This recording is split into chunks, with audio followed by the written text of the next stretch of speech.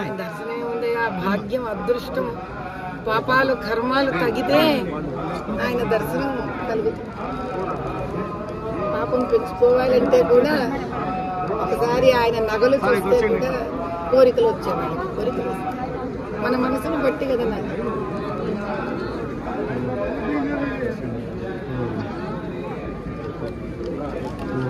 మీరు జగన్ గారి పర్యటన ఉంది తిరుమలలో, ఎలా చూస్తారు?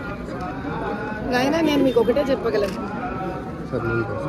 పరమాత్ముడు ఏ ధర్మాన్ని నమ్మే వాళ్ళకి ఆ ధర్మంలో పరమాత్ముడు వాళ్ళ దేవుడు. నేను హైందవ ధర్మాన్ని నమ్ముతాను.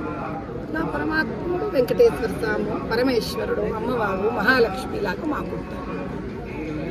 కాబట్టి మనం ఏం చేస్తాము, అయ్యా జీవితంలో చేసిన కష్టాలు, పాపాలు, మా కర్మలను తెగించు స్వామి అని మనం నమ్మే మతము, మనం నమ్మే ధర్మము ఆ భగవంతుడిని కోరుకుంటాం.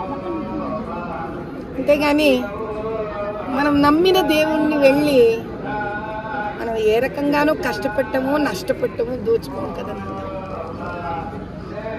కానీ అలా ఎవరు ఏ ధర్మాన్ని సహజంగా పుట్టుకతో నమ్ముతారో వాళ్ళు వాళ్ళ ధర్మానికి సంబంధించి, వాళ్ళ మతానికి సంబంధించి వాళ్ళ దేవాలయాలు ఏమున్నాయో అక్కడ పోయి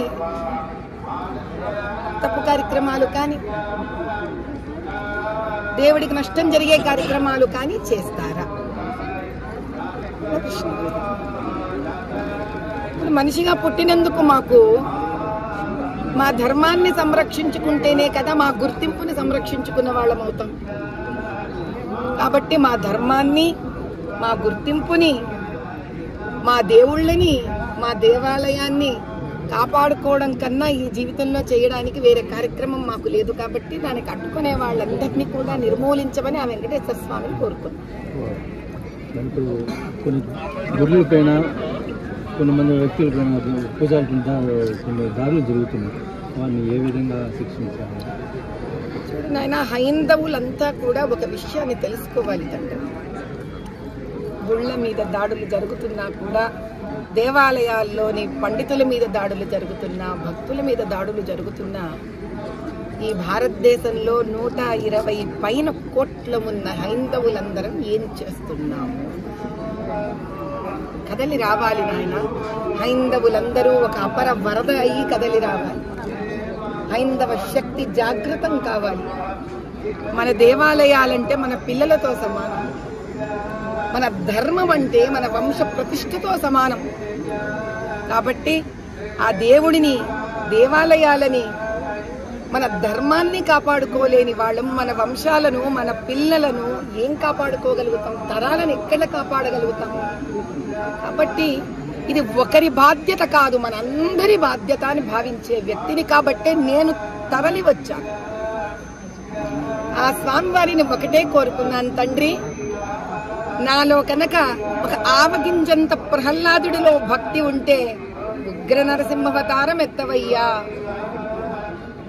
రాక్షసులను సంహరించు తండ్రి అని మాత్రమే ఆయనను కోరుకున్నాను.